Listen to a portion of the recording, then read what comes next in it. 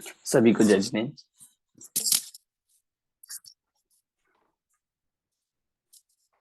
जय जिनेन्द्र।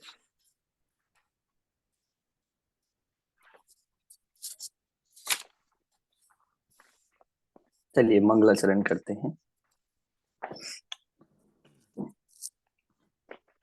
नमो अरिहन्ताणं नमो सिद्धाणं नमो आयरीयाणं नमो वज्झायाणं नमो लोये सवसाहुणम् तज्जयति परं ज्योति समं समस्तैरनन्तपर्यायै दर्पणतल इव सकला प्रतिफलति पदार्थमालिका यत्र।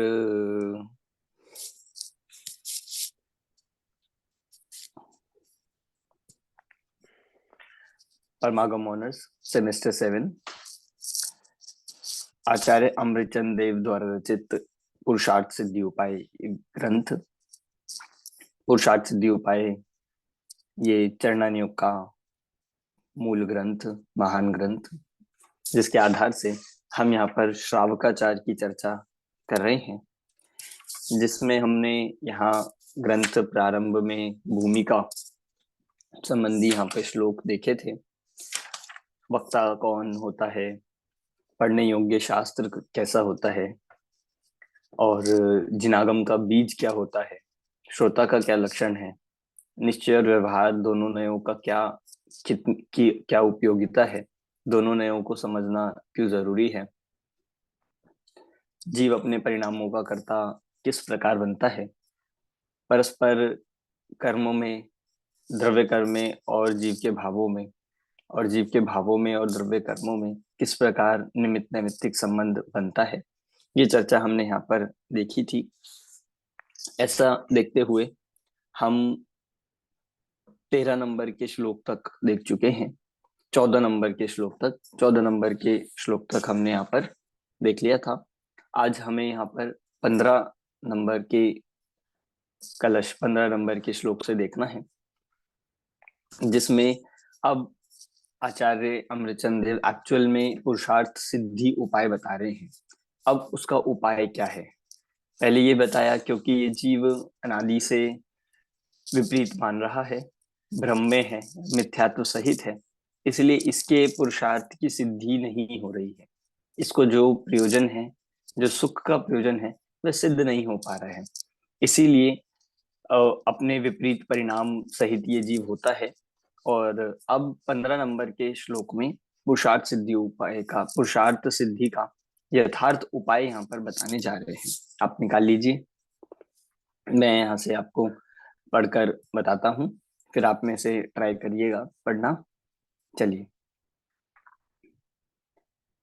विपरीताभिनिवेशम निरस्य सम्यक व्ययस्य निज तत्वम यस्मादविचलनम स एव पुरुषार्थ सिद्धि उपायोऽहम्। देखिए, विपरीत अभिनिवेश मतलब वही विपरीत मान्यता, विपरीत अभिप्राय, विपरीत श्रद्धान, जिसमें आज तक ये जीव लगा हुआ है और जिसके कारण से ये खुद को शरीर मानता है, अमीर गरीब, काला गोरा, मोटा पतला, ये सब मानता है। मतलब जिसमें जीव को अजीब, अजीब को जीव ऐसा मानता है। ये सब विपरीत अभिनिवेश है। कुदेव को देव, कुशास्त्र को शास्त्र, कुगुरु को गुरु, स्व को पर स्व मिक्स करता है। सब जो विपरीत अभिनिवेश है, विपरीत मान्यता है, उसे यहाँ पर कहा निरस्य। निरस्य मतलब उसका नाश करके, निरस्य मतलब उसको नाश करके क्या करना है, सम्यक व्यवस्य, सम्यक व्यवस्य निज तत्वम। सम्यक व्यवस्य मतलब सम्यक अर्थात सम्यक रूप से, यथार्थ रूप से, सच्चे रूप से, और व्यवस्य मतलब जानकर, विपरीत अभिनिवेश को छोड़कर और सम्यक रूप से जानकर। किसको जानना है कि निज तत्वम, निज तत्व को आत्म तत्व को जानकर।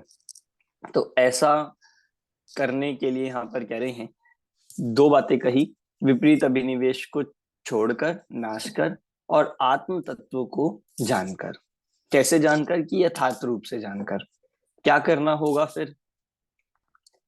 यस्माद अविचलनम स, यत तस्मात। यत मतलब जो, और तस्मात मतलब उसलिए, मतलब इसलिए, उसमें से। क्या होगा? उस ऐसा होने से, जब आत्मा को यथार्थ रूप से जानेगा, तो जो ऐसा करेगा तस्मात, उस स्वरूप में से, उसमें से, अविचलनम। अविचलनम मतलब अविचल, जो चलित नहीं होगा, भ्रष्ट नहीं होगा, भ्रमित नहीं होगा, ऐसे अविचल। मतलब जिसने मिथ्यात्व को या विपरीत अभिनिवेश को छोड़ा है और निज तत्व को यथार्थ रूप से ऐसा जाना है कि उससे अविचल रहेगा, भ्रमित नहीं होगा। स एव, वह ही, स एव मतलब वह ही, पुरुषार्थ सिद्धि उपायो हम, वह ही इस, अयम मतलब इस पुरुषार्थ सिद्धि उपाय को प्राप्त करेगा, अर्थात वह ही पुरुषार्थ सिद्धि का उपाय है। तो पुरुषार्थ सिद्धि का उपाय ये बताया है पूरे इसमें, कि विपरीत अभिनिवेश को छोड़कर, उसको नाश करके, अच्छे से भली भांति निज तत्व को जानकर, उस से भ्रष्ट ना होना, जानना भी बता दिया, और उसके साथ साथ क्या सावधानी रखनी है कि उससे भ्रष्ट नहीं होना। वह ऐसा उसमें शंकित नहीं होना चाहिए, उसमें ऐसे भ्रमित नहीं होना चाहिए कि जाना और फिर गलत मानने लगा, संशय हो गया, भ्रमित हो गया, किसी के कहने में आ गया। ऐसा नहीं, जाना तो ऐसा जाना कि बिल्कुल, कि चाहे कुछ हो जाए, उसका श्रद्धान हिलने वाला नहीं है। वह ज्ञानी के श्रद्धान का यहाँ पर लक्षण कह रहे हैं, कि ऐसा श्रद्धान होता है ज्ञानी का, कि चाहे कुछ भी हो जाए, वह उसका निशंकित अंग से सहित होता है। इसलिए यहाँ पर यही पुरुषार्थ सिद्धि का उपाय यहाँ पर कह रहे हैं। अपने स्वरूप से भ्रष्ट ना होना, ये भी इंपॉर्टेंट है, कि ऐसा स्थिर होना, ऐसा अकंप रूप से स्थिर होना कि उससे हिले ना। ये है पुरुषार्थ सिद्धि का उपाय। अब इसमें आप देखेंगे, इसी कलश में सम्यक दर्शन, सम्यक ज्ञान, सम्यक चारित्र तीनों आ गए। विपरीत अभिनिवेश को नाश कर, ये हो गया सम्यक दर्शन। निज तत्व को जानकर, ये हो गया सम्यक ज्ञान। और अविचलनम, उसमें स्थिर ही रहना, उसमें भ्रमित ना होना, उससे अचल रहना, ये हो गया सम्यक चारित्र। तो आचार्य यहाँ पर कहना चाहते हैं, सम्यक दर्शन, सम्यक ज्ञान, सम्यक चारित्र, ये तीन ही पुरुषार्थ सिद्धि का उपाय है। और यही मतलब यही बात उमा स्वामी आचार्य बता कर आए हैं, कि सम्यक दर्शन ज्ञान चारित्राणी मोक्ष मार्ग। उन्होंने इसे मोक्ष मार्ग कहा, और वही बात को अमरचंद आचार्य ने पुरुषार्थ सिद्धि का उपाय कहा। एक ही बात है, अलग अलग उपाय नहीं है। मतलब ऐसा नहीं समझिएगा आप कि उमा स्वामी आचार्य तत्वार सूत्र में सुखी होने का कोई और उपाय बता रहे हैं, और अमृतचंद आचार्य यहाँ पुरुषार्थ सिद्धि उपाय में कोई और उपाय बता रहे हैं। ऐसा नहीं है कि जैसे बहुत सारे रास्ते हों, बहुत सारे अलग अलग रास्ते हों, ऐसा नहीं समझिए। सुखी होने का एक ही उपाय है, सभी आचार्यों ने वही बताया है। त्रिकाल वही रहता है, चौथा काल हो, पांचवा काल हो, वह उपाय नहीं बदलता है। आपको करना होगा तो भी यही करना होगा। केवली भगवानों ने जिनने किया है, उन्होंने प्राप्त किया है, आदिनाथ भगवान ने प्राप्त किया, यही किया है, यही एकमात्र उपाय है। ठीक है, मतलब ऑप्शन नहीं है। अमन जी, इसमें जो काम ये होने वाला है, काम पहले सबसे पहले ज्ञान में होगा ना काम ये? हाँ, मतलब ज्ञान में पहले एक निर्णयात्मक होता है, कि भाई हमने शास्त्रों से, जिनवाणी सुनने से, पठन पाठन से पहले ज्ञान में जाना, और वो ज्ञान में इतना पक्का हो गया कि वो श्रद्धान बन गया।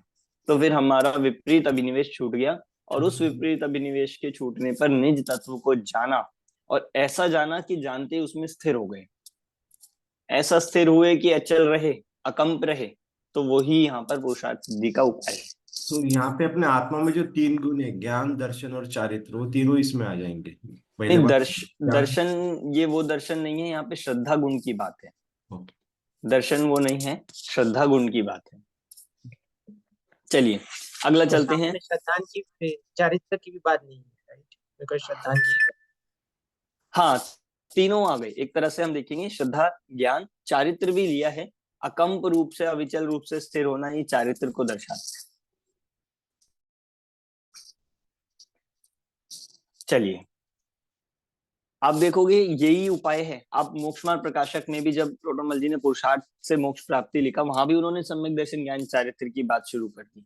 रत्नगण शावकाचार्य में जहां पर उन्होंने समन्वद आचार्य ने प्रारंभ ही किया, तो वहां भी आप पूरे ग्रंथ का ओवरव्यू देखोगे तो उसमें तीन चीज का ही वर्णन है। पहला सम्यक दर्शन अधिकार, फिर सम्यक ज्ञान अधिकार, फिर सम्यक चारित्र अधिकार, फिर सम्यक चारित्र।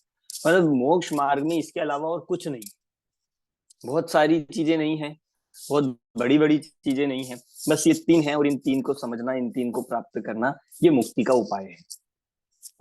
ठीक है, चलिए 16 नंबर का छंद। अब बहुत अच्छे अच्छे मतलब यहाँ पर इंटरेस्टिंग छंद आते जाएंगे, हम उसकी हेडिंग पढ़ते हैं। अब इस उपाय में, जो इस उपाय में लगते हैं उनका वर्णन करते हैं।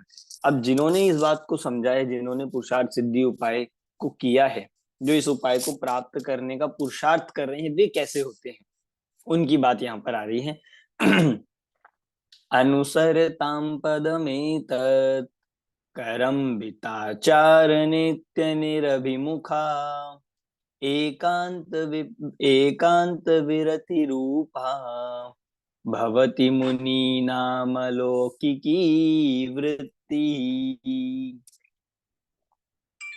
पढ़िए, आप में से कौन ट्राई करेगा? हाँ, नरेश जी करिए। अनुसरतां पदमेतत् परम्पताचार नित्य निर्भिमुखा एकांत विरति रूपा भवति मुनिनामलौकिकी वृत्ति। हाँ, आपको यहाँ पर ना एकांत विरति रूपा, यहाँ पर पॉज लेना है। एकांत विरति रूपा भवति मुनीनामलौकिकी वृत्ति। भवति एक बार नेक्स्ट वाले। हाँ, पढ़िए। नीचे लाइन एक बार और पढ़ लेता हूँ मैं। एकांत विरति रूपा भवति मुनिनामलोकी वृत्ति। अलौकिकी वृत्ति, बिल्कुल सही। देखिए, अब जो इस उपाय में लगते हैं वो कैसे अलौकिक जीव होते हैं, उनका कैसी वृत्ति होती है, उनका कैसा जीवन होता है, जो इस उपाय में लगते हैं। समय सार जिनको ज्ञानी कह रहा है, और अन्य जगह पर जिनको ज्ञानी शब्द से संबोधित किया जाता है कि वे ज्ञानी होते हैं, सम्यक दृष्टि होते हैं, धर्मात्मा कहते हैं। यहाँ पुरुषार्थ सिद्धि उपाय में अमृतचंद आचार्य उनको क्या कह रहे हैं, देखिए।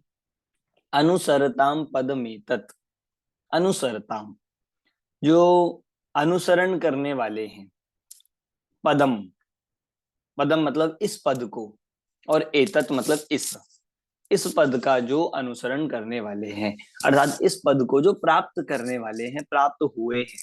किस पद को? जिसकी बात हमने पिछले कलश मतलब ऊपर की है, सम्यक दर्शन, सम्यक ज्ञान, सम्यक चारित्र की।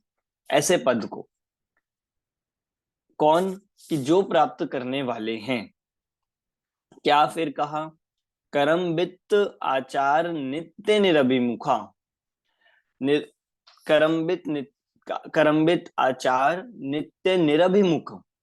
तो ये कह रहे हैं कि कैसे होते हैं वे जीव, कि हाँ, सबसे पीछे से आप देखो, निरभिमुख। निरभिमुख मतलब उससे परान्मुख है। अभिमुख मतलब होता है उसके सन्मुख, और निरभिमुख मतलब उससे परान्मुख। नित्य ही उससे परान्मुख होते हैं, उससे रहित होते हैं। किससे? कि आचार, आचार मतलब आचरण। कौन से आचरण से?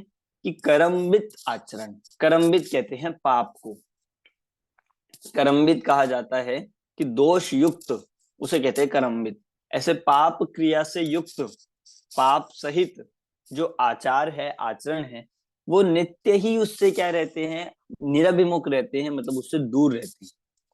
पहला ये कह दिया कि जो जीव इस पद को प्राप्त हुए हैं, इस पदवी का अनुसरण करते हैं, वो जीव नित्य ही पाप क्रिया से, पाप के आचरण से, पाप के आचार से युक्त जीवन से सर्वथा हमेशा क्या रहते हैं? रहित रहते हैं। मतलब उनके जीवन में पाप नहीं होता, उनके जीवन में पाप नहीं हो सकता जो ऐसा अनुसरण करते हैं। समझ आ गया फर्स्ट लाइन? आगे, एकांत विरति रूपा, और कैसे हैं वो, उनका दूसरा विशेषण। आप देखो पॉइंट्स में आप लिख सकते हो तो आप लिख लीजिए, और पॉइंट्स मार्क कर लोगे तो एक एक श्लोक पॉइंट टू पॉइंट याद हो जाएगा। बात ये कर रहे हैं कि जिन्होंने अनुसरण किया है उस पद का, वो कैसे हैं। फर्स्ट पॉइंट कि उनको वे पाप क्रिया के आचरण से सर्वथा रहित हो गए हैं। सेकंड पॉइंट आ रहा है एकांत विरति रूपा, और वो कैसे हैं, विरति है, विरति है मतलब रहित हैं, उनसे विरक्त हैं। किससे? एकांत रूप से विरक्त हैं, एकांत रूप से वो विरक्त है, सर्वथा विरक्त है। एकांत शब्द को लगाए यहाँ पर सर्वथा के लिए कि सर्वथा वो विरक्त है। किससे? कि पर द्रव्यों से विरक्त है, उदासीन है, उनसे उनसे उनको राग द्वेष नहीं है, एकत्व ममत्व नहीं है, ऐसे वो जीव होते हैं। तो सेकंड पॉइंट हो गया कि सर्वथा रूप से वे उदासीन हैं, विरक्त हैं। ठीक है, 2 पॉइंट हुए। तीसरा, मुनि नाम अलौकिकी, लौकिकी लिखा है वहां पे, अलौकिकी आएगा, मतलब अ उसमें से निकलेगा। मुनि नाम अलौकिकी वृत्ति भवती, और ऐसे मुनियों की, मुनि नाम मतलब मुनियों की, वृत्ति मतलब उनकी जो उनकी वृत्ति होती है, उनकी परिणति होती है, वो कैसी होती है? अलौकिक होती है। ऐसे मुनियों की अलौकिक परिणति, अलौकिक वृत्ति होती है। तो 3 पॉइंट्स यहाँ पर इसमें पूरे आपको समझने हैं। पहला कि जो बात किसकी चल रही है कि जो ऐसे पद को प्राप्त करते हैं, जो पिछले आप उससे जोड़ो, जो पुरुषार्थ सिद्धि के उपाय में लगते हैं, ऐसे पद को प्राप्त करते हैं, उनका वे सर्वथा पाप क्रिया युक्त आचरण से रहित होते हैं। दूसरा, वे सर्वथा पर द्रव्यों से विरक्त रहते हैं। तीसरा, उनकी वे अलौकिक वृत्ति वाले होते हैं। ऐसे मुनियों को यहाँ पर बताया जा रहा है। मुनि क्यों लिया? श्रावक नहीं हो सकते क्या? क्या आप श्रावकाचार की बात कर रहे हो? श्रावक नहीं हो सकते क्या? क्या पुरुषार्थ सिद्धि की उपाय श्रावक नहीं कर सकते? कि मुनि इसलिए लिखा है क्योंकि यहाँ पर सर्वथा की बात है, पूर्ण रूप से।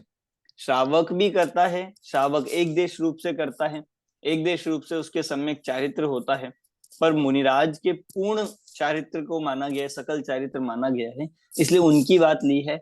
और जब मुनिराज लिख लिए तो उनसे नीचे के सब शामिल इसमें हो गए। तो ऐसा यहाँ पर बता दिया है कि ऐसे मुनियों की रीति अलौकिक होती है मतलब मुनियों की वृत्ति, उनकी परिणति अलौकिक होती है, लौकिक जन जैसी नहीं होती। देखो ये डिफरेंस भी यहाँ पर दे दिया कि श्रावक में और मुनिराजों की जीवनचर्या में, उनकी परिणति में डिफरेंस होता है। श्रावक को लौकिक कहा जाता है और मुनिराज की वृत्ति को अलौकिक कहते हैं, क्योंकि नहीं तो डिफरेंस ही क्या होगा। इसलिए मुनिराज किसी भी, कहते हैं ना कि रहे नहीं, रखे नहीं जग से संबंध, कि जग से किसी भी वस्तु का, किसी भी कार्यक्रम का, किसी का भी उनसे संबंध ही नहीं होता है, वे मुनिराज होते हैं। उनकी ऐसी अलौकिक परिणति होती है। ऐसे मुनियों की यहाँ पर, ऐसे उन जीवों की बात कर रहे हैं जो ऐसा उपाय सिद्ध करते हैं। समझ आया?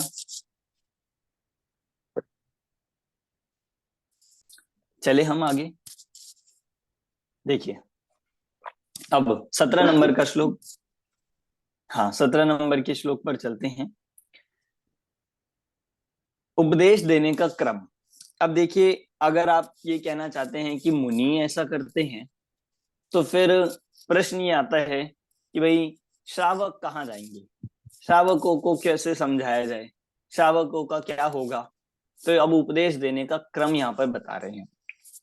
उपदेश देने के लिए यहाँ पर कि आप तो श्रावकाचार लिखने बैठे थे, आपने तो श्रावकाचार शुरू किया था, आप मुनि की बात क्यों करने लग गए। तो अब यहाँ पर इसका समाधान इस श्लोक में देने वाले हैं। 17 नंबर का श्लोक। बहुशः समस्त विरतिम प्रदर्शितां यो न जात गृह्णाति तस्येक देश विरति कथनीयानेन बीजेन। पढ़ेंगे आप में से कोई? सर मैं पढ़ूं? हाँ पढ़िए अमिता जी, पढ़िए। बहुशा समस्तवीर्तिं प्रदर्शिता प्रदर्शितां यो न जातिर्गृह्णाति तस्यैकदेशविरति कथनीयानेन बीजेन। बिल्कुल सही। उपदेश देने का क्या क्रम है, क्या बता रहे हैं? बहुशः समस्त विरति। अब बहुशः, बहुशः मतलब बार बार, बार बार। समस्त विरति, समस्त विरति अर्थात समस्त विरति मतलब सकल व्रत। समस्त मतलब सकल और विरति मतलब उससे रहित होना। तो सकल व्रत को यहाँ पर, मुनि व्रत को यहाँ पर बता रहे हैं समस्त विरति। प्रदर्शिताम, प्रदर्शिताम अर्थात बताने पर भी, बताने पर भी। यो न जात गृहणाति, बार बार मुनि व्रत को, सकल व्रत को बताने पर भी। प्रदर्शिताम अर्थात बताने पर भी, उसका स्वरूप बताने पर भी। यो न जात ग्रहणाति, जो न जात ग्रहणाति, जो उसे कदाचित ग्रहण न करे। मुनि व्रत को बताने पर भी बार बार ग्रहण न करे, उसको नहीं ग्रहण करता है, उसको नहीं पालन करता है। तस्येक देश विरति, तस्य मतलब उसके लिए, उसको एक देश विरति, उसको एक देश विरति। एक देश विरति क्या हो जाएगा, किसे कहेंगे? जब समस्त विरति मुनि व्रत को कहा है तो एक देश विरति किसे कहेंगे? अणुव्रत, अणुव्रत आदि को, श्रावकाचार को, श्रावक के योग्य आचरण को कहा तस्येक देश विरति। इसलिए उसको एक देश विरति, एक देश व्रत, अणुव्रतों को, गृहस्थ योग्य आचरण को कथनीयान बीजेन, बीजेन मतलब हेतु से, इस रूप, इस कारण से, इस हेतु से।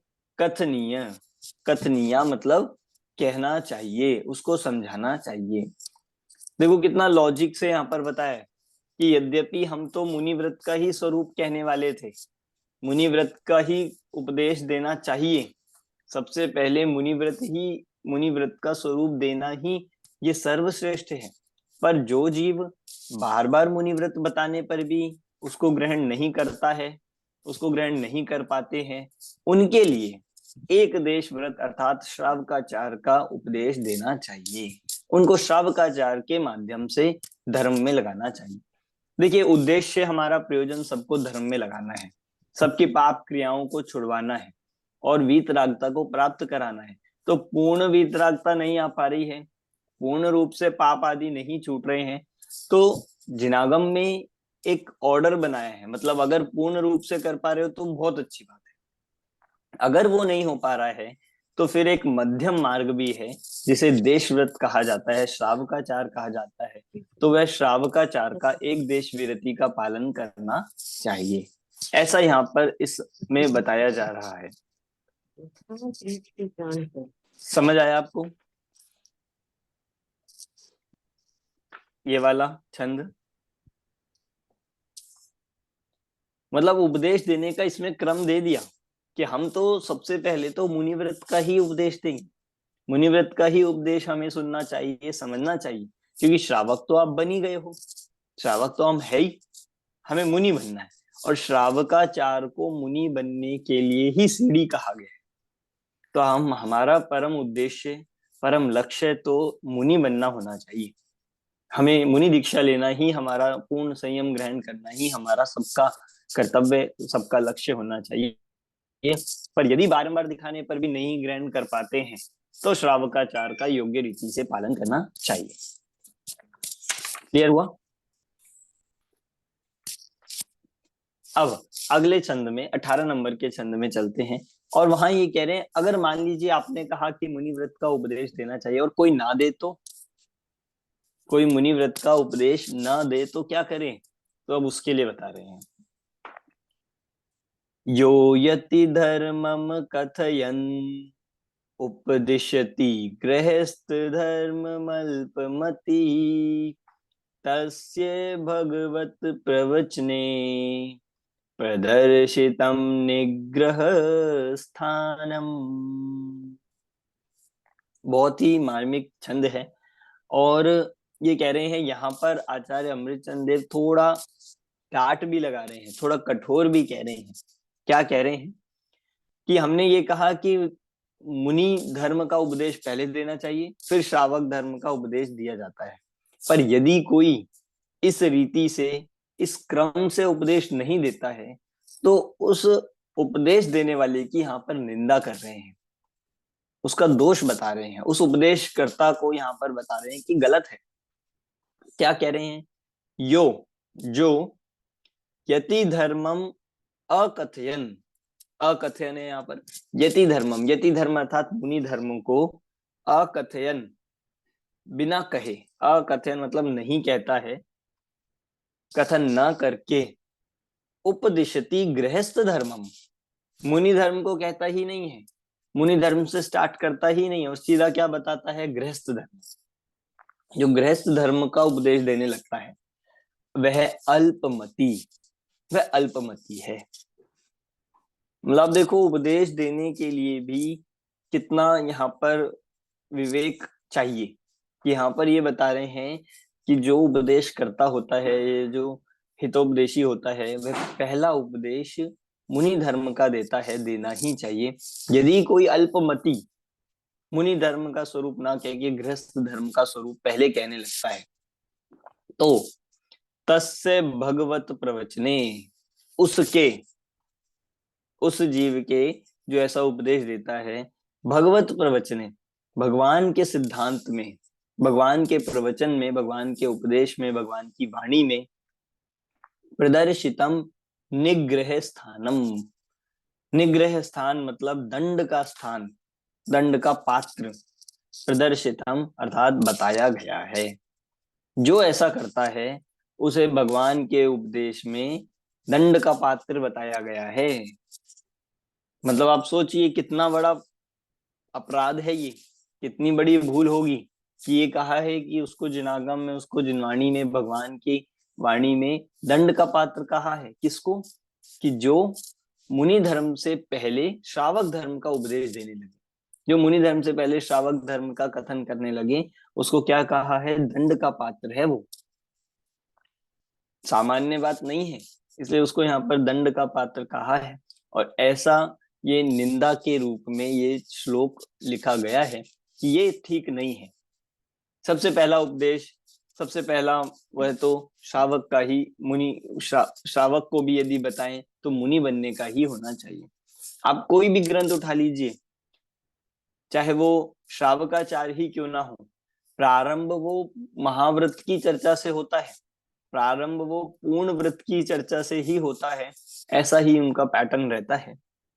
कम से कम अगर पूरी चर्चा नहीं तो उल्लेख तो करते ही है, स्मरण तो करते ही है। तो ऐसा होना ही चाहिए कि हमें ये ध्यान रहे कि हम श्रावकाचार भी पढ़ रहे हैं तो उसका उद्देश्य मुनि बनना है, मुनि बनने के लिए पढ़ रहे हैं। ठीक है, समझ आ गया आपको? 18 नंबर का छंद, कोई डाउट है? चलिए 19 नंबर के छंद की तरफ चलते हैं। 19 नंबर का श्लोक। अब उसे दंड क्यों देते हो?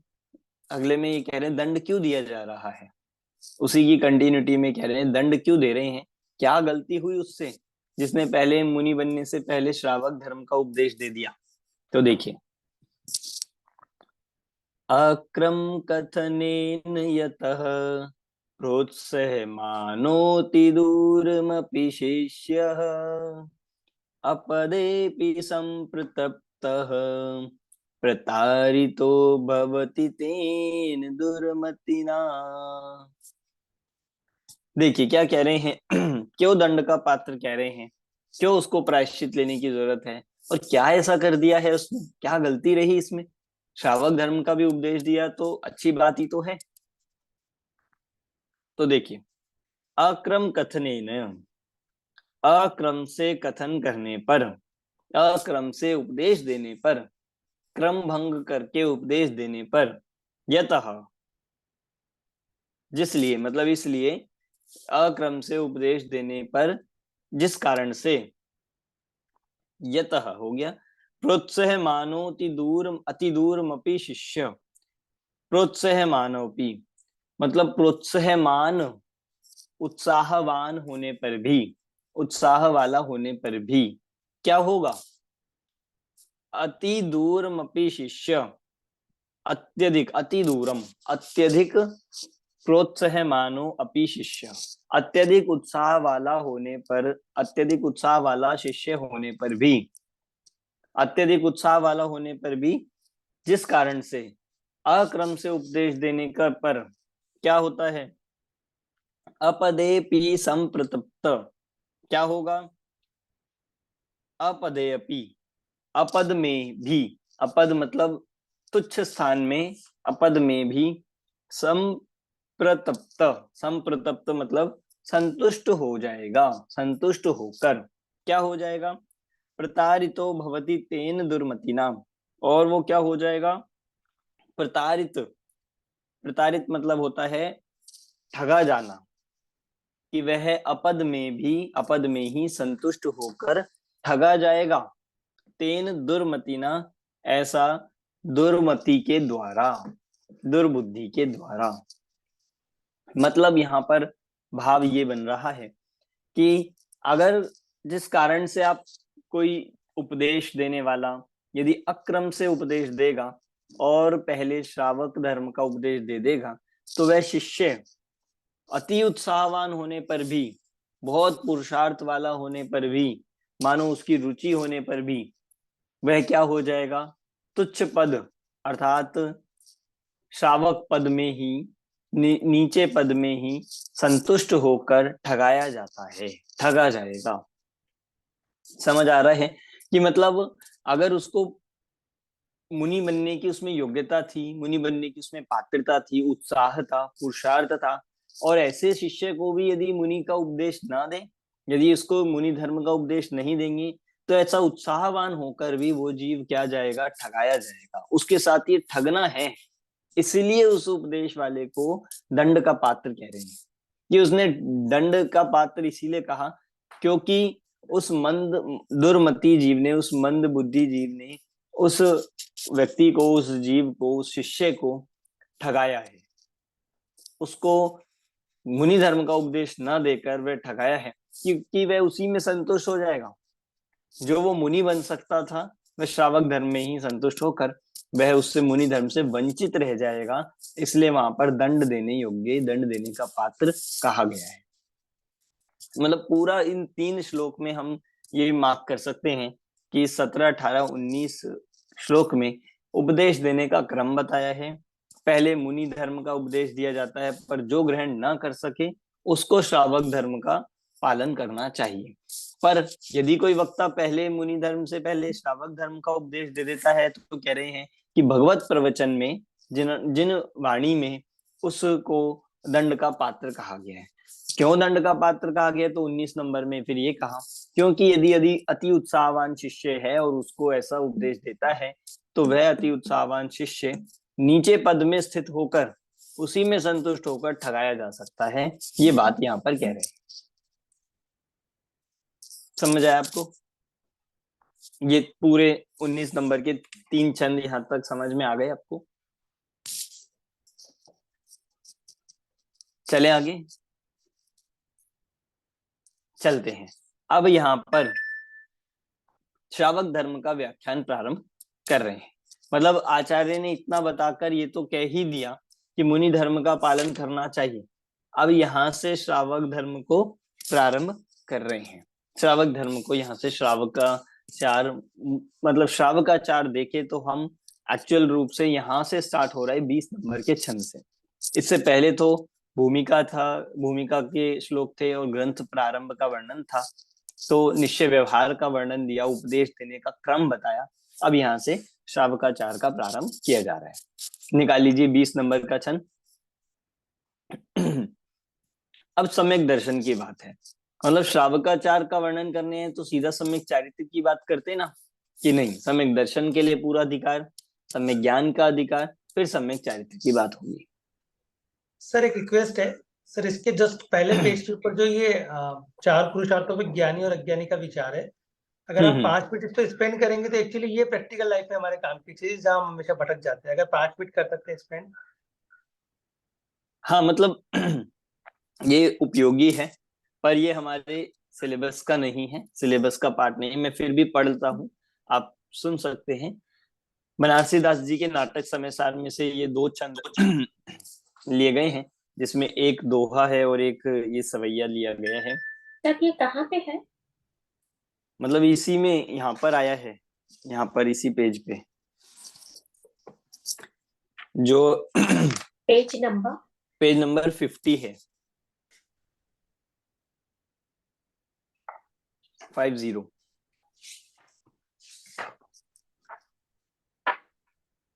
मिल गया? 50 तो निकाला, यहाँ तो हिंसा का है। नहीं, आपका सम्यक दर्शन अधिकार से जस्ट पहले है ये। सम्यक दर्शन अधिकार का जो पेज है उससे पहले है ये। हो सकता है आपकी बुक का एडिशन थोड़ा अलग हो, आप सुन लीजिए, कोई बात नहीं। देखिए, 4 प्रकार के पुरुषार्थ जो होते हैं, उन पुरुषार्थ में ज्ञानी कैसे विचार करता है और अज्ञानी क्या करता है, ये यहाँ पर बता रहे हैं। छंद पढ़ते हैं, बिल्कुल आपको छंद से ही समझ में आ जाएगा।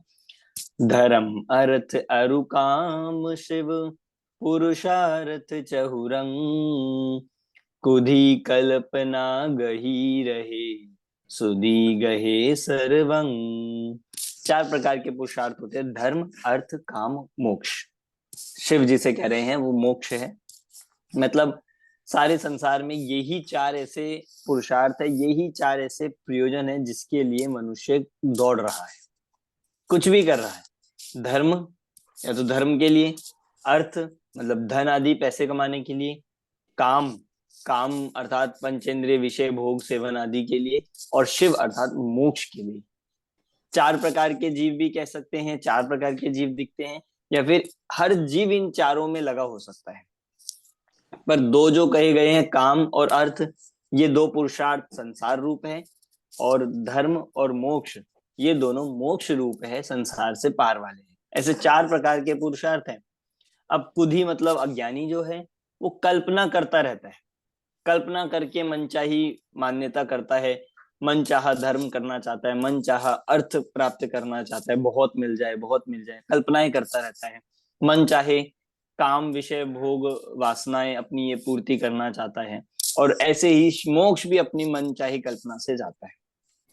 तो अज्ञानी तो कल्पना से अपने पुरुषार्थों की पूर्ति करता है, और ज्ञानी कह रहे हैं सुधी गहे सर्वंग, और ज्ञानी है वो सर्वांग से ग्रहण करते हैं। कैसे करते हैं, तो अगला छंद आ रहा है। अब इसमें एक एक पुरुषार्थ को ज्ञानी और अज्ञानी दोनों पर लगाकर बताया।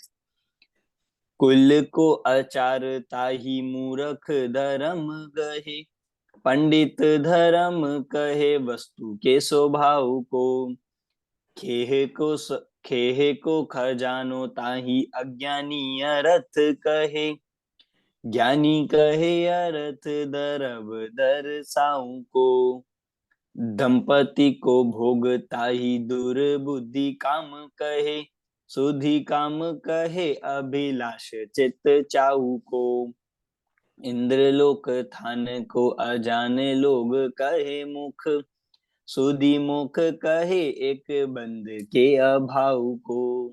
बहुत अच्छा छंद है ये, आप मूल से भी पढ़ेंगे तो बहुत आनंद वाला है। सर ये नाटक समय सार से लिया गया है? हाँ, नाटक समय सार मतलब ये तो यहाँ पर बस एक कोटेशन टाइप लिया गया है, सिलेबस में नहीं है ये। Nandita, I send you the screenshot. Oh, thanks. कुल को आचार ताही मूर्ख धर्म कहे। अब पहला धर्म पुरुषार्थ, मूर्ख अज्ञानी किसे कहते हैं, कुल का आचरण पालन करना, कि अपने कुल में ये होता है, कुल के अनुसार ये पद्धति होती है, कुल की परंपराओं को पालन करना, उसको धर्म मानता है।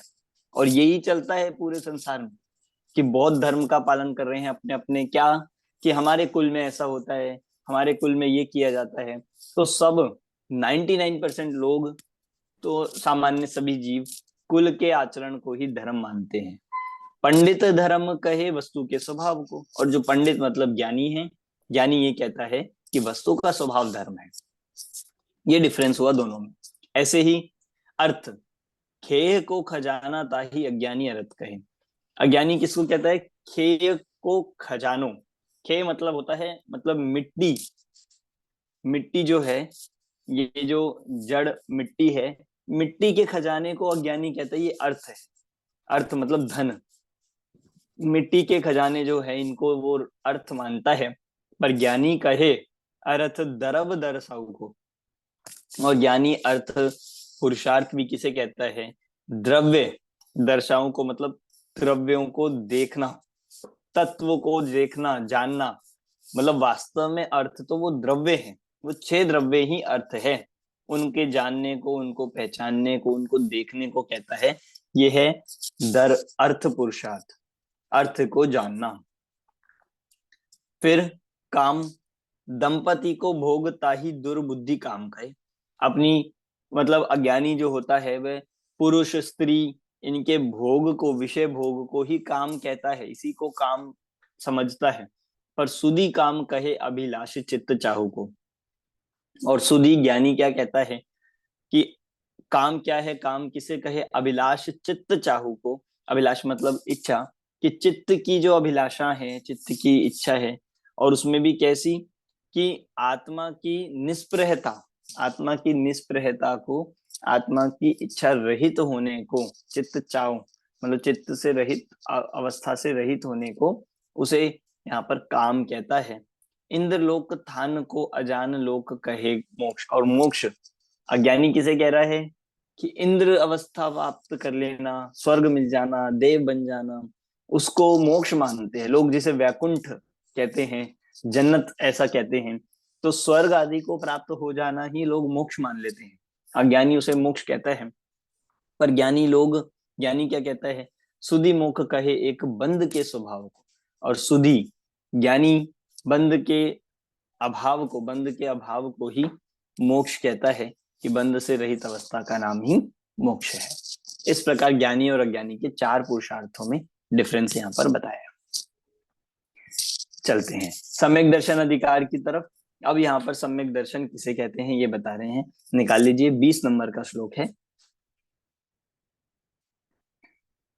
एवं सम्यक दर्शन बोध चरित्रयात्मको नित्यम तस्यापि मोक्ष मार्गो भवति निषेव्यो यथा शक्ति। एवं सम्यक दर्शन, हाँ पढ़िए नंदिता जी आप। एवं सम्यक् दर्शन बोधचरित्रत्रयात्मको नित्यं तस्यापि मोक्षमार्गो भवति निषेव्यो यथा शक्ति। बहुत अच्छे। देखिए सम्यक दर्शन किसे कहते हैं? सबसे पहले यहाँ पर ये कह रहे हैं कि एवं सम्यक दर्शन, इस प्रकार सम्यक दर्शन, इस प्रकार गृहस्थ को भी, अब गृहस्थ की चर्चा प्रारंभ हो गई है, पर गृहस्थ को भी सबसे पहले क्या करना चाहिए? सम्यक दर्शन बोध चरित्रयात्मको नित्यम। सम्यक दर्शन, बोध मतलब ज्ञान, सम्यक ज्ञान, और चरित्र मतलब सम्यक चारित्र। सम्यक दर्शन, सम्यक ज्ञान, सम्यक चारित्र, त्रयात्मको, तीनों रूप, इन तीनों रूप नित्यम, नित्य ही, हमेशा ही इन तीनों रूप, तस्यापि मोक्ष मार्गो भवति। तस्यापि मतलब उसको क्या करना चाहिए? मोक्ष मार्गो, इन तीनों रूप मोक्ष मार्ग को, निषेव्यो यथाशक्ति, जो मोक्ष मार्ग सम्यक दर्शन ज्ञान चारित्र रूप नित्य होता है, उसको यथाशक्ति निषेव्यो, यथाशक्ति अपनी शक्ति के अनुसार, निषेव्यो अर्थात उसका सेवन करना चाहिए। ये निषेध्यो नहीं है कि निषेध करना चाहिए, यहाँ है सेवन करना चाहिए। जो मोक्ष मार्ग, मतलब उस गृहस्थ को भी, क्योंकि मोक्ष मार्ग सम्यक दर्शन ज्ञान चारित्र रूप एक रूप है, इसीलिए गृहस्थ को भी अपनी यथाशक्ति, अपनी पूर्ण शक्ति लगाकर उस सम्यक दर्शन ज्ञान चारित्र का सेवन करना चाहिए। ऐसे मुक्ति के मार्ग का सर्वदा नित्य ही सेवन करना चाहिए। इस प्रकार यहाँ पर श्रावक धर्म का प्रारंभ भी मोक्ष मार्ग से किया है। समझ आया? इजी है छंद। चलिए 21 नंबर का छंद। अब चलो आपने 3 बताए, पर हमें स्टार्टिंग तो एक से ही करनी पड़ेगी। स्टार्ट तो हम एक से ही कर पाएंगे, तो वो कौन सा एक है? तो अब उस एक की बात कर रहे हैं। प्रथम इन तीनों में किसको अंगीकार करना चाहिए? तत्रादौ सम्यक्त्वं समुपाश्रयणीयमखिल यत्नेन तस्मिन् सत्येव यतो भवति ज्ञानं चरित्रं च। पढ़िए सरिता जी। तत्रादौ सम्यक्त्वं समुपाश्रयणीयमखिलयत्रेण तस्मिन् सत्येव यतो भवति ज्ञानं चरित्रं च। हाँ, भवती को आपको लास्ट उसमें लेना है, पद में। तस्मिन् सत्येव यतो भवति ज्ञानं चरित्रं च। बाकी बहुत अच्छा पढ़ा आपने। चलिए 21 नंबर का छंद है।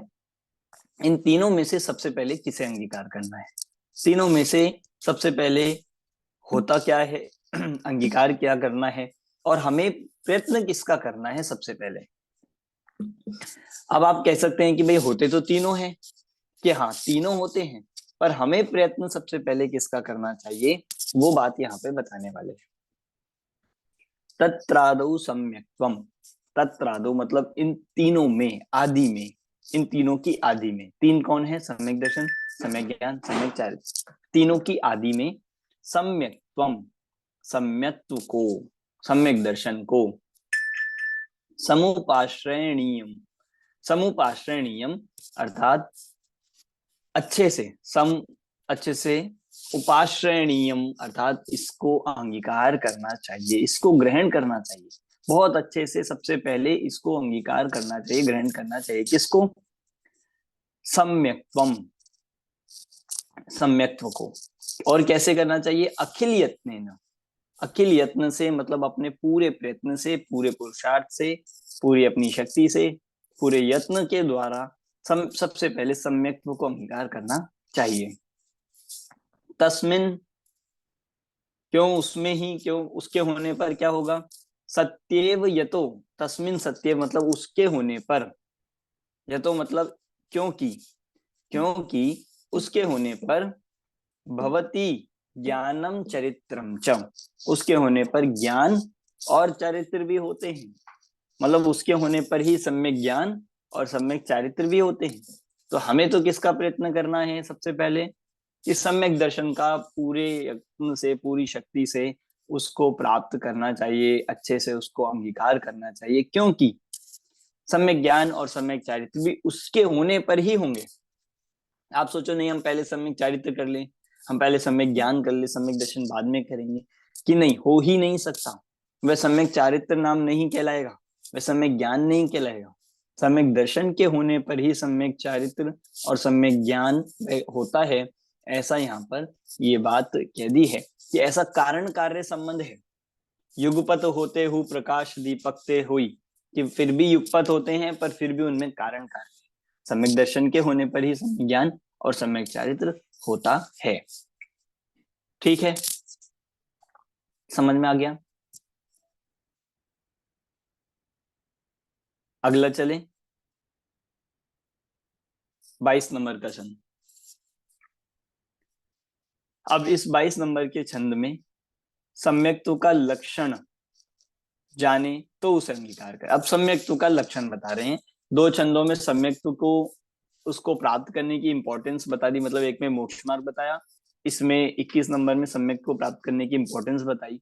अब यहाँ पर सम्यक दर्शन का स्वरूप कह रहे हैं। बहुत ही अच्छा स्वरूप है, और ऐसा स्वरूप है जो हमने बहुत जगह हम पढ़ते भी हैं। तो उसका मूल अगर आपको देखना है तो यहाँ हम देख सकते हैं कहाँ लिया गया, ये हमें मतलब सुना तो होता है पर पता नहीं होता, तो यहाँ पे मिलता है। देखिए, जीवा जीवादीनाम तत्त्वार्थानां सदैव कर्तव्यम् श्रद्धानं विपरीता विनिवेश विविक्तमात्मरूपम तत्। पढ़िए अजय जी, आप पढ़िए। जीवाजीवादीनां तत्त्वार्थानां सदैव कर्तव्यम् श्रद्धानं विपरीता विनिवेश विविक्तमात्मरूपं तत्। बहुत अच्छे। देखिए, जीवा जीवादि नाम क्या कह रहे हैं? सम्यक्त्व का लक्षण क्या है? जीव और अजीव आदि। जीव अजीव आदि, जीव अजीव आदि का तत्वार्थों का, तत्वार्था नाम मतलब तत्वों का क्या करना है? सदैव कर्तव्यम, ये तो लास्ट में आएगी लाइन, उससे पहले क्या करना है उनका? श्रद्धानम, उनका श्रद्धान करना है। किसका? जीव आदि तत्वों का। जीव अजीव आश्रव बंध संवर निर्जरा मोक्ष, इन जीव आदि 7 तत्वों का श्रद्धान करना है। श्रद्धान को कैसा श्रद्धान? कैसा भी क्या कि नहीं, विपरीत अभिनिवेश विविक्तम आत्म रूपम तत्। विपरीत अभिनिवेश विविक्तम, विपरीत अभिनिवेश से रहित, विपरीत मान्यता से रहित, उल्टी मान्यता से रहित, ऐसे जीव अजीव आदि 7 तत्वों का श्रद्धान, जो विपरीत अभिनिवेश रहित, ऐसे उसको कह रहे हैं विविक्तम, मतलब उससे रहित, उसको सदैव कर्तव्यम, जो हमने ऊपर छोड़ा था उसको अब लगा लीजिए। उसको सदैव मतलब उसको निरंतर ही, हमेशा ही कर्तव्यम करना चाहिए, वही करना चाहिए। क्यों? क्योंकि कह रहे हैं आत्म रूपम तत्, वह आत्म रूपम तत् अर्थात क्योंकि वह श्रद्धान आत्म रूप है, आत्मा का स्वरूप है। तो इस श्लोक में 3 बातें कही है। पहला कि जीव अजीव आदि तत्वार्थों का श्रद्धान, ठीक है, मतलब क्या सम्यक दर्शन क्या है, पहला ये बता दिया, जीव अजीव आदि तत्वों का श्रद्धान। दूसरा विपरीत अभिनिवेश रहित, तो ये कह दिए कैसा, ये हो गया कैसा, मतलब आप ऐसे इजी कर सकते हो, कैसा कि विपरीत अभिनिवेश रहित। और क्यों, मतलब करना क्या है कि उसका निरंतर श्रद्धान करना चाहिए। क्या, कैसा और करना, मतलब करना क्या है कि जीवाजीव तत्वों का, जीवाजीव, इसको हम ऐसा कह सकते हैं किसका, कि जीव अजीव आदि तत्वार्थों का, मतलब किसका हो गया। कैसा कि विपरीत अभिनिवेश रहित, और क्या अर्थात वह आत्म रूप श्रद्धान, वह आत्म रूप जो श्रद्धान है वह करना चाहिए। वही सम्यक दर्शन है, वही आत्मा का स्वरूप है, और वही सम्यक दर्शन को प्राप्त करने का उपाय है। तत्वार सूत्र में भी जो सूत्र आता है, आचार्य उमा स्वामी देव ने जो बताया, तत्वार्थ श्रद्धानम सम्यक दर्शनम, मैं वहां पे सूत्र रूप में है, यहाँ पे कलश रूप।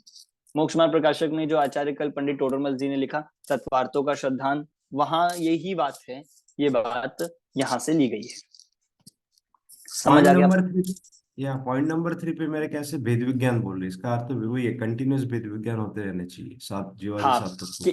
कि करना क्या है कि सदैव वह श्रद्धान करना चाहिए। ठीक है, समझ आ रहा है आप सभी को? जिनकी वीडियोस ऑफ है आप सब भी समझ रहे होंगे। चलिए अगला चलते हैं हम। अगला छंद है 23 नंबर का। अब यहाँ पर देखिए ज्यादा विस्तार नहीं दिया गया है। सम्यक दर्शन की बात हुई तो एक छंद में बात पूरी कर दी। अब आ गए हैं सम्यक दर्शन के 8 अंग पर। सम्यक दर्शन के जो 8 अंग होते हैं, जो सम्यक्त्व के 8 अंग, आप देखो पैटर्न कितना सेम है। रत्नकंड श्रावकाचार्य जी ग्रंथ में भी यही पैटर्न लिया है। मतलब श्रावकाचार्य का पैटर्न ही ये होता है, बताना तो आचरण है, आना चारित्र पर है, उसको डिटेल में लेना है, पर पहले सम्यक दर्शन, और सम्यक दर्शन में फिर सम्यक दर्शन के 8 अंग बताएंगे। क्योंकि कहीं ना कहीं उन सम्यक दर्शन में और उसके 8 अंग में श्रावकाचार्य के बीज होते हैं। उसके बिना आप श्रावकाचार्य की कल्पना भी नहीं कर सकते। निशंकित नहीं हो, निकांक्षित नहीं हो, निर्विचिकित्सा नहीं हो, अमूढ़ दृष्टि ना हो, वात्सल्य ना हो, स्थितीकरण ना हो, प्रभावना ना हो, तो कैसे सम्यक चारित्र का पालन हो? इसके बीज, उस सम्यक चारित्र के बीज इस सम्यक दर्शन में ही है, इसलिए बीज रूप का है। ऐसे आप ज्ञान में भी समझिएगा। चलिए 8 अंग प्रारंभ हो रहे हैं। 8 अंगों के नाम आप सब जानते हैं। सम्यक के 8 अंग कोई सुना सकता है आप में से? देखने तो नहीं पड़ेंगे आपको सुनाने के लिए, याद होने चाहिए ये हमको सबको 8 अंग। कौन कौन सुना सकता है? आप हैंड रेस कर लीजिए अपने। जिनकी वीडियोस ऑफ है आपसे पूछ ले किसी से।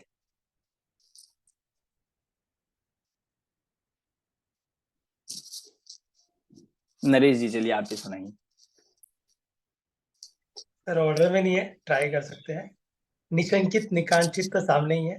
अमूढ़ दृष्टि, प्रभावना और साधर्मी के प्रति जो वात्सल्य,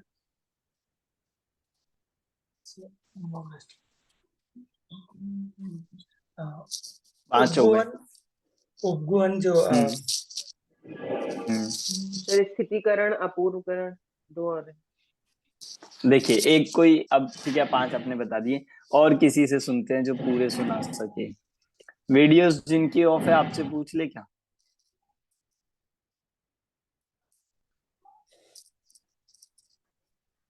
मीनाक्षी जी आप सुना सकते हैं? मैं ट्राई करती हूँ। निशंकित निकांक्षित, लास्ट के 2 प्रभावना वात्सल्य, फिर अमूढ़ दृष्टि स्थितिकरण, और सेकंड जो 2 होते हैं वो मेरे को याद ही नहीं। उपगुहन और निर्विचिकित्सा। हाँ ठीक है ठीक है। नीलेश जी आप ऑर्डर में बता सकते हैं?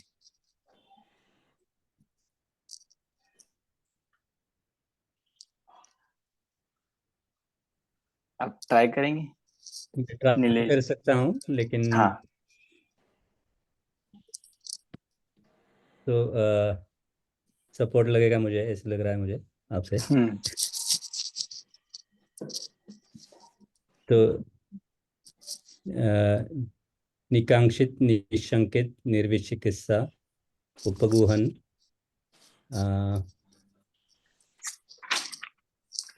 उपगुहन, ये आगे आप बोलिए मुझे। अमूढ़ दृष्टि, अमूढ़ दृष्टि,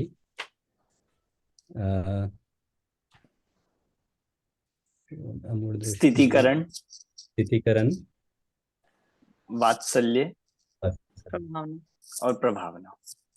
अब कोई भी आप में से है जो पूरा ऑर्डर से सुना सकते हैं? बिल्कुल, क्योंकि इसमें क्रम भी लिया गया।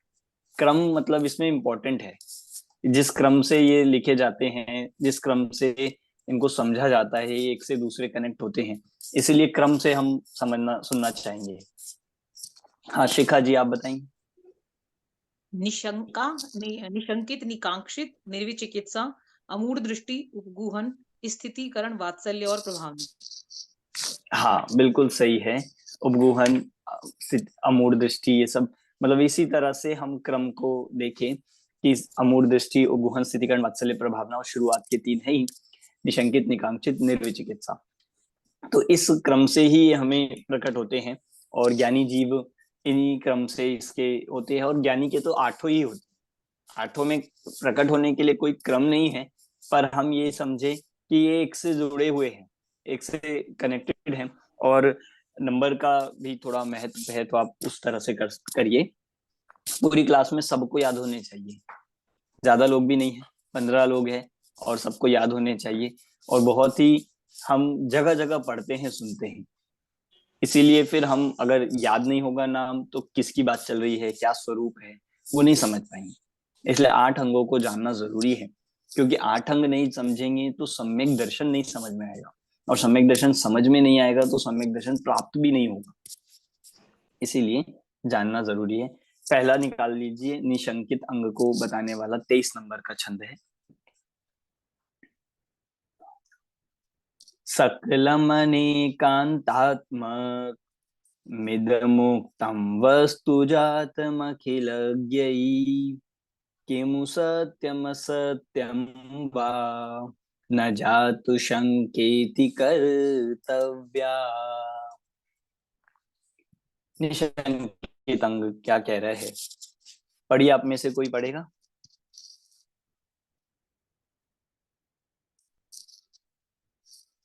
मैं पढ़ूंगी। हाँ पढ़िए।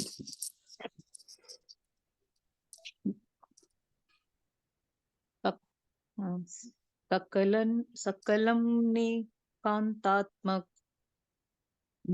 मुक्तं वस्तु जातं खिलज्ञै किमु सत्यं सत्यं वा न जातु कर्तव्या।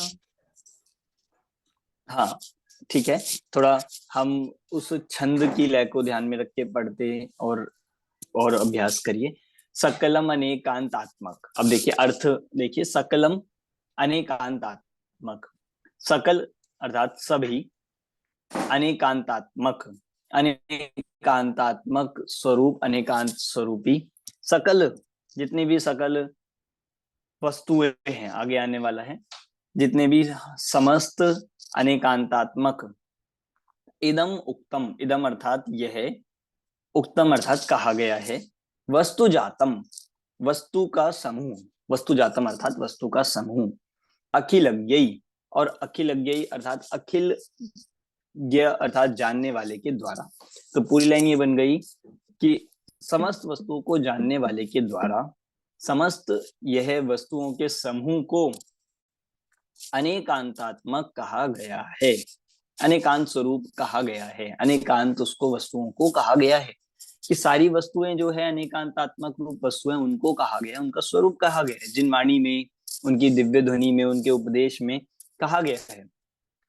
किमु, और किमु अर्थात क्या, सत्यम असत्यम वा, कि सत्य है या असत्य है, क्या वह सत्य है या असत्य है, न जातु, न जानकर, मतलब कोई न ऐसी, न जातु शंका इति कर्तव्य, ऐसी न जातु शंका, ऐसी शंका नहीं कर्तव्य अर्थात करनी चाहिए, ऐसी शंका कभी नहीं करनी चाहिए। निशंकित अंग क्या बता रहा है कि केवली भगवान के द्वारा सकल पदार्थों को जानने कहने वाले के द्वारा जो वस्तु का स्वरूप अनेकांतात्मक कहा गया है वह सत्य है या सत्य नहीं है, ऐसी शंका कभी भी करनी नहीं चाहिए। इसका नाम है निशंकित अंग, मतलब डाउटफुल नहीं रहना चाहिए वस्तु स्वरूप के संबंध में, तत्वों के संबंध में, जीव अजीव के संबंध में जो डाउटफुलनेस है उसको खत्म करना, उससे रहित होना, बिल्कुल एकदम निशंकित हो जाना, कि कोई शंका ही नहीं होना, ऐसा है कि ऐसा है, ऐसा है कि ऐसा होगा, मैं आत्मा हूं या शरीर हूं, मैं जीव हूं या पुद्गल हूं, ये जीव है या पुद्गल है, धन में से सुख आता है या नहीं आता है, संसार में सुख है या नहीं है, ये डाउट नहीं होना चाहिए। भगवान की वाणी में कहा गया है कि मैं आत्मा हूं, ऐसा जो मानता है, ऐसा जो बिल्कुल श्रद्धान करता है, डाउट से रहित होकर, शंका से रहित होकर, उसका नाम है निशंकित। ऐसी भगवान की वाणी में आया है, संसार में सुख नहीं है, तो इसमें डाउट नहीं होना चाहिए, इससे डाउट से रहित होना, बिल्कुल इस बात पे श्रद्धान होना, इसका नाम है निशंकित अंग। और ज्ञानी सम्यक दृष्टि कहते ही उसे हैं जो ऐसे श्रद्धा से सहित होता है। समझ आया आपको? तो ऐसा ये निशंकित अंग 23 नंबर का छंद, 23 नंबर का ये हमें निशंकित अंग को बता रहा है कि जहां रंच मात्र भी डाउट नहीं। सर हाँ एक क्वेश्चन है कि जनरली तो शंका पूरी जिनवाणी में नहीं आनी चाहिए क्योंकि ये आपका पुरुष की वाणी है, तो यहाँ क्यों लिखा है कि सिर्फ अनेकात्मक वस्तु में ही नहीं आना चाहिए? नहीं, यहाँ पे ऐसा नहीं कह रहे हैं कि अनेकांतात्मक वस्तु में, या ओवरऑल कहना चाहते हैं वस्तु स्वरूप का जो कथन जिनवाणी में है, क्योंकि जिनवाणी में अनेकांत के अलावा और कुछ नहीं है, जिनवाणी में वस्तु स्वरूप के अलावा और कुछ नहीं है। तो उसका विशेषण बताया कि अनेकांतात्मक जो वस्तु स्वरूप कहा गया है, अखिलज्ञेय, अखिल ज्ञान के जानने वालों ने, ऐसे केवल ज्ञानियों के द्वारा, सर्वज्ञों के द्वारा उसमें शंका नहीं आनी। इसका मतलब ये अखिल मतलब सब आ गया ना, समस्त वस्तु आ गई, समस्त जिनवाणी आ गई, तो उसमें शंका नहीं करेंगे। अब इसमें एक क्वेश्चन ये हमें होता है हमेशा, तो क्या हम क्वेश्चन कर सकते हैं कि नहीं? क्या क्वेश्चन भी नहीं करना चाहिए कभी? क्या प्रश्न नहीं कर सकते? क्या जिज्ञासा नहीं हो सकती? कि देखो, जिज्ञासा होने में और शंका करने में अंतर है।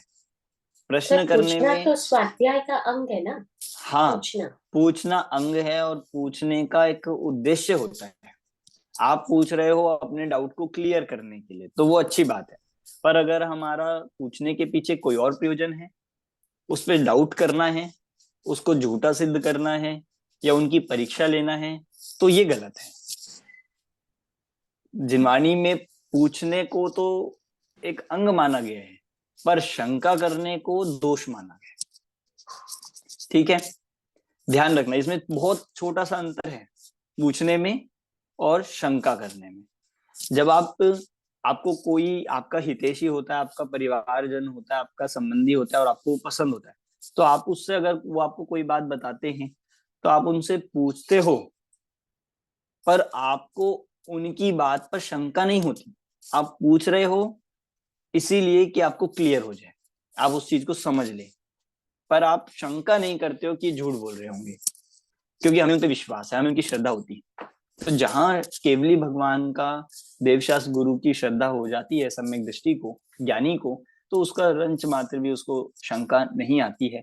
ऐसी शंका धारण करना, ऐसी निशंकित होना, ये ही निशंकित अंग है। समझ आया?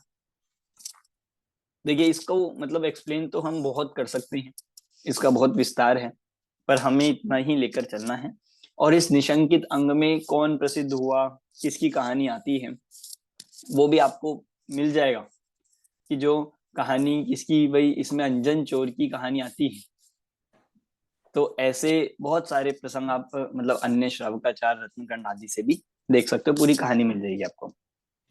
दूसरा, निकांक्षित अंग। दूसरा चलते हैं निकांक्षित अंग। इह जन्मनि विभवादि अन्यमुत्र चकृत्व केशवत्वादीन एकांतवाद दूषित पर समयानपि च नाकांक्षेत। क्या कह रही हैं इस निकांक्षित अंग में? दूसरे नंबर का निकांक्षित, पहला निशंकित, दूसरा निकांक्षित, इसी क्रम से याद करना है आपको। यह जन्मनी, यह मतलब इस, जन्मनी अर्थात इस जन्म में, इस लोक में, इस जन्म में, मतलब पर भव की बात नहीं कर रहे, इस भव की बात कर रहे हैं। इस भव में विभवादीन, विभवादीन मतलब वैभव, इस भव में जो वैभव है, कौन कौन से की? ऐश्वर्य, संपदा, वैभव, धन संपत्ति, वैभव आदि, और अन्य मूत्र, अमूत्र, विभवादीन, और अमूत्र मतलब होता है पर भव में, अन्य अगले भव में। तो इस भव में वैभवादि, ऐश्वर्य, संपदा, और अगले भव में भी चक्रवर्तित्व, केशवत्व आदि। चक्रवर्ती, केशव मतलब होता है नारायण, चक्रवर्ती, नारायण आदि। इस भव में धन, वैभव, ऐश्वर्य, और अगले भव में चक्रवर्ती, नारायण। और क्या चाहिए?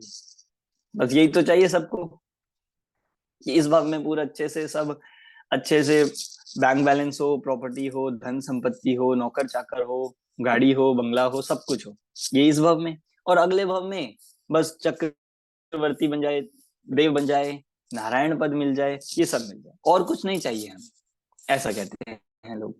तो यहाँ कह रहे हैं कि ऐसी इच्छा से, ऐसी कामना से ज्ञानी सहित होता है, ये रहित होता है। देखो, एकांतवाद दूषित, और एकांतवाद से दूषित, पर समयान अपि, पर समय अर्थात समय मतलब एक आपको बताया था मैंने, धर्म भी होता है, समय मतलब धर्म भी होता है, हम समय सार में भी पढ़ेंगे। तो ऐसे एकांतवाद से दूषित पर जो अन्य धर्म है, पर समयान अन्य धर्मों को भी न कांक्षेत, न आकांक्षेत अर्थात उनकी भी इच्छा, उनकी भी आकांक्षा नहीं करता है। तो तीन चीजों की यहाँ पर आकांक्षा नहीं करता है, ये यहाँ पर निकांक्षित अंग में बता रहे। सिंपल सा अर्थ तो निकांक्षित का ये होता है कि सर्व मतलब प्रकार की इच्छाओं से रहित हो जाना, जिसको कोई कांक्षा नहीं है, कोई कामना नहीं होती है। ज्ञानी जीव ऐसा होता है जो उसके पास संयोग है उसी में संतुष्ट रहता है। और इससे भी आगे चल के बात कहें कि जिसने अपने उस निज वैभव को जान लिया है, अपने उस चैतन्य चिंतामणि उस वैभव को जान लिया है, उसकी शक्ति को जान लिया है, तो अब वो संतुष्ट हो गया है। उसको समझ में आ गया है कि जगत में अब कोई सार नहीं, जगत में अब कोई भी ऐसी वस्तु नहीं है जिसको प्राप्त करना है। पंच परावर्तन में हमने अनंत बार हर वस्तु, हर क्षेत्र, हर जगह हम घूम आए, चले गए और कहीं पे भी सुख नहीं मिला है। इसका मतलब कहीं भी पूरे तीन लोक में सुख या सार नहीं है, इसलिए वो अन्य की कामना ही नहीं करता। और यहाँ इस भव में भी कोई वैभव, कोई चक्रवर्ती, कोई संपत्ति, कोई धन संपत्ति, कोई सुखी नहीं कर सकता, इसलिए इस भव में भी इच्छा छोड़ देता है। और आगे भी चक्रवर्ती भी अनंतों बार बन चुका है, ये सब पद अनेकों बार प्राप्त कर चुका है, इसलिए आगे भी इच्छा नहीं करता है। ऐसा इस भव संबंधी इच्छाओं का भाव हो गया है, परभव संबंधी इच्छाओं का भाव हो गया है। और तीसरा, एकांतवाद से दूषित धर्मों को भी नहीं चाहता है, एकमात्र जिन धर्म की ही श्रद्धा रखता है, जिन धर्म की ही सच्ची कामना करता है, यही उसकी भावना है। ये हो गया निकांक्षित अंग। समझ में आया? कोई वर्ड हो आपको पूरे छंद में जो समझ में नहीं आया हो तो आप पूछ सकते हैं।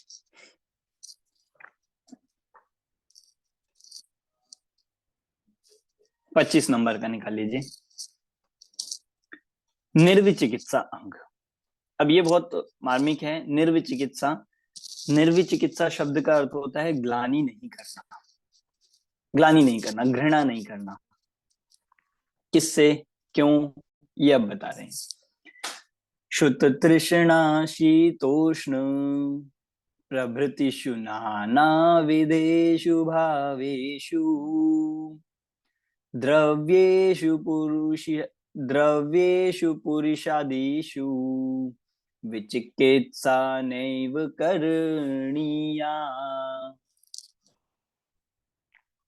शुत तृष्णा शीतोष्ण प्रभृतिषु, यहाँ कह रहे हैं निर्विचिकित्सा, ग्लानि नहीं करनी चाहिए।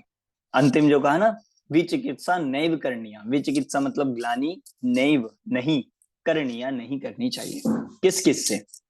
शुद्ध अर्थात भूख, तृष्णा प्यास, शीत सर्दी, उष्ण गर्मी, प्रभृतिषु मतलब इत्यादि, नाना प्रकार के, नाना विधेषु नाना प्रकार के, भावेषु भावों में, नाना प्रकार के भावों में, इत्यादि अनेक प्रकार के भाव की भूख प्यास सर्दी गर्मी इत्यादि अनेक प्रकार के भावों में, द्रव्येषु पुरुषादिषु भावों में, और द्रव्येषु पुरुषादिषु मतलब पुरुषादि कहा गया है ग्लानि रूप जो ऐसे विष्टा आदि मल होते हैं, मल रूप द्रव्य, मल रूप पदार्थ जो होते हैं, पुरुषादिषु द्रव्येषु, ऐसे द्रव्यों में भी, कि ना तो भूख प्यास सर्दी गर्मी ऐसे भावों में, और विष्टा आदि मल आदि ऐसे द्रव्यों में, विचिकित्सा नैव करणीय, ग्लानि नहीं करनी चाहिए। ऐसे द्रव्यों में, ऐसे पदार्थों में ग्लानि नहीं करनी चाहिए। अब ग्लानि नहीं करनी चाहिए ऐसा यहाँ पर क्यों कह रहे हैं? तो किससे ग्लानि नहीं करनी चाहिए? यहाँ एक बहुत समझने वाली बात है कि ज्ञानी धर्मात्माओं के, मुनियों के, अब आप पूरा इस पे आप लगा के देखिए, मतलब मुनियों के भूख प्यास सर्दी गर्मी आदि भावों से, या और भी आप लगा सकते हैं, शरीर में कोई रोग आ रहा हो, कोई कुष्ठ रोग हो रहा हो, शरीर मलिन दिखाई दे रहा हो, कोई दुर्गंध आ रही हो शरीर में से, ऐसा होने से ज्ञानियों से, धर्मात्माओं से, ऐसे उनके भावों से, उनके ऐसी मलिनता से ग्लानि नहीं करनी चाहिए। आप सोचो ये बहुत बड़ा अंग है, मतलब इसके लिए बहुत ज्यादा हिम्मत चाहिए, बहुत ज्यादा पुरुषार्थ चाहिए। थोड़ा सा हमें मलिन वस्तु दिखती है तो हम एकदम उसको दूर करना चाहते हैं, हम उससे ग्लानि कर लेते हैं। हम ज्ञानी हो, मुनिराज हो, उनके तक को, उनके भी मलिन शरीर को देखकर लोग ऐसा कहने लगते हैं कि देखो कितना गंदा शरीर है, कितना मलिन हो रहे हैं, कि थोड़ा ढंग से नहीं रह सकते क्या, थोड़ा अच्छे से नहीं रह सकते क्या। पर ये अज्ञानी का लक्षण है। क्यों? जो ज्ञानी सम्यक दृष्टि की बात कर रहे हैं, निर्विचिकित्सा अंग किसी भी वस्तु से ग्लानि करने की बात करता ही नहीं। और मुख्यतः तो कह रहे हैं मुनिराज, धर्मात्मा, ज्ञानियों के मलिन आदि शरीर को देखकर भूख प्यास, सुख दुख, सर्दी गर्मी, रोग, इन सब को देखकर कभी भी ग्लानि नहीं करनी चाहिए। क्योंकि आप विचार करें, जगत में कोई भी पदार्थ ग्लानि करने लायक है ही नहीं। हम ये नहीं कह रहे कि आप उसको पकड़ो, आप उसको गले लगाओ, ये नहीं कह रहे हैं। पर जो ग्लानि करने लायक, मतलब इष्ट और अनिष्ट पूरे जगत में कोई वस्तु ही नहीं है, कोई वस्तु ही द्वेष करने लायक नहीं, क्योंकि ग्लानि द्वेष रूप है। तो द्वेष करना, ये राग द्वेष, ये ज्ञानी के होते नहीं है, अभाव हुआ है, इसलिए वे किसी भी वस्तु से ग्लानि नहीं करता है। और वे ये जानते हैं कि जिससे हम ग्लानि कर रहे हैं वे ग्लानि योग्य नहीं है। वास्तव में तो ग्लानि करने योग्य अपना शरीर है ही, ग्लानि के योग्य। और इस शरीर में भी यदि गुण प्रकट हो जाए, सम्यक दर्शन ज्ञान चारित्र प्रकट हो जाए, तो ये शरीर भी पवित्र कहलाने लगता है। ऐसा स्वरूप है, मतलब गुणों से रहित होना ये ग्लानि के कारण है। कोई वस्तु, कोई व्यक्ति ये ग्लानि का कारण नहीं बनता है। इसलिए यहाँ पर ये कह रहे हैं कभी भी ग्लानि नहीं करनी चाहिए। ग्लानि करके हम मुनिराजों के प्रति भी, धर्मात्माओं के प्रति या ब्रह्मचारी त्यागी वृत्तियों के प्रति जो हीन दृष्टि रखते हैं, वो गलत बात है। कि उनके प्रति रंज भी हीन दृष्टि नहीं होनी चाहिए।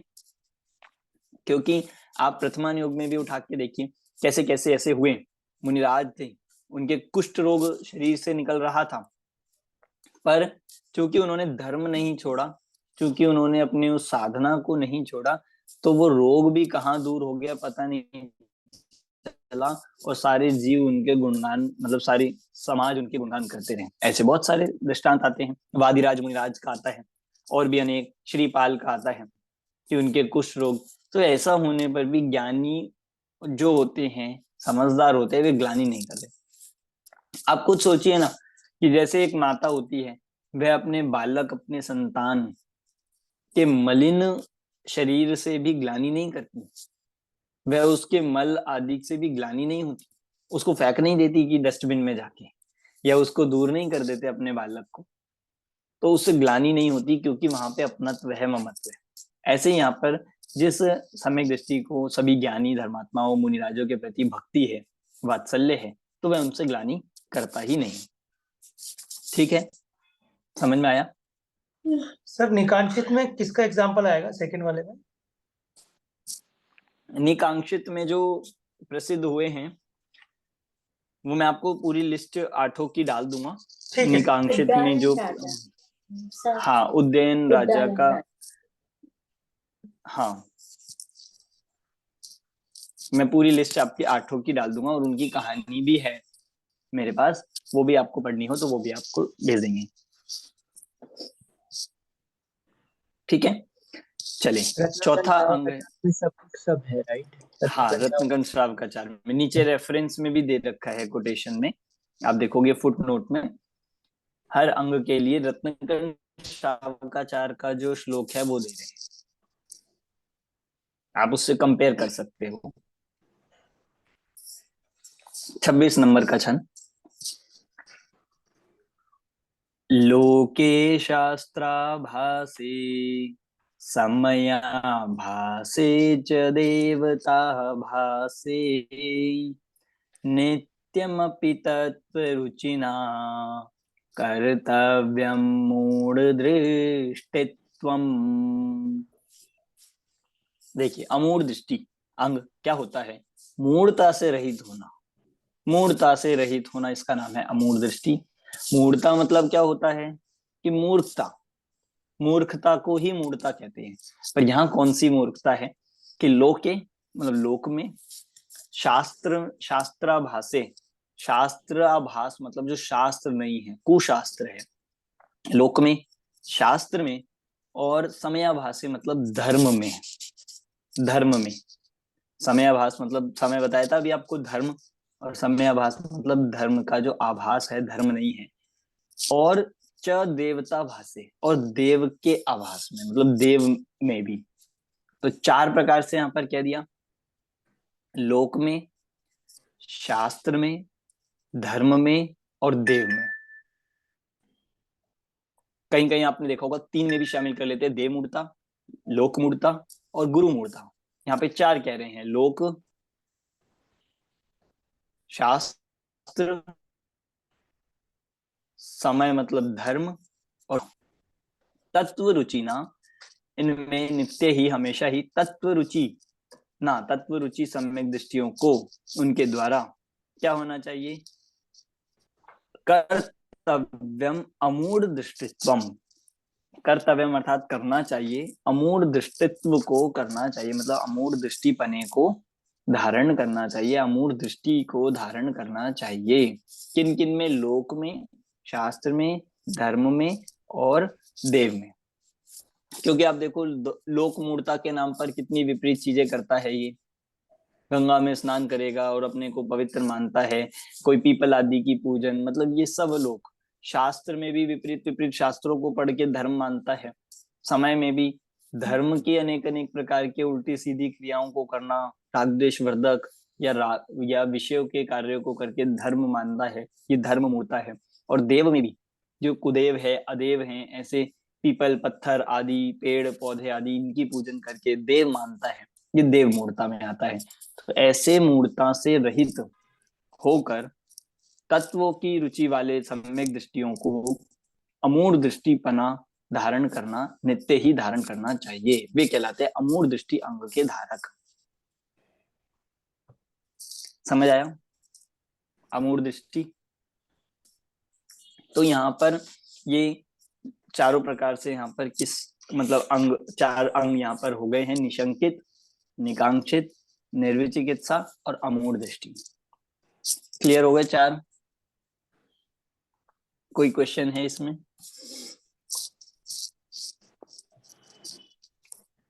चलिए आगे। अभी हम 4 यहीं तक ले रहे हैं, 26 नंबर के छंद तक अपना हुआ है। अपनी जैसा हमने पिछली बार कहा था कि संडे को भी क्लास रहेगी, तो कल अपनी शाम को हम क्लास रखेंगे जो 1 घंटे की रहेगी, जिसका टाइम 7:15 बजे से या 8:30 बजे से आपको पहले से इन्फॉर्म कर देंगे। कल शाम को भी यहाँ पर मतलब अपना आगे का कंटिन्यू चलेगा। तो जो लोग सुबह ज्वाइन नहीं कर पाते हैं वो भी शाम को ज्वाइन कर लेंगे, और आप सब भी जरूर जुड़िए। तो 27 नंबर के छंद से, जिसमें 4 प्रकार के और अंग आएंगे और बाकी का आगे का वर्णन चलेगा, इसको हम कल वाली अपनी एक्स्ट्रा क्लास जो शाम को रहेगी उसमें लेंगे। अभी यहीं पे पूरा करते हैं। आप देख के आइएगा पूरा विषय पीछे का, जितना अभी तक हमने पढ़ाया है। कोई डाउट हो, कोई प्रश्न हो तो आप पूछ सकते हैं बाद में। अभी की क्लास यहीं पे हम पूर्ण कर रहे हैं। सभी को जय जिनेन्द्र।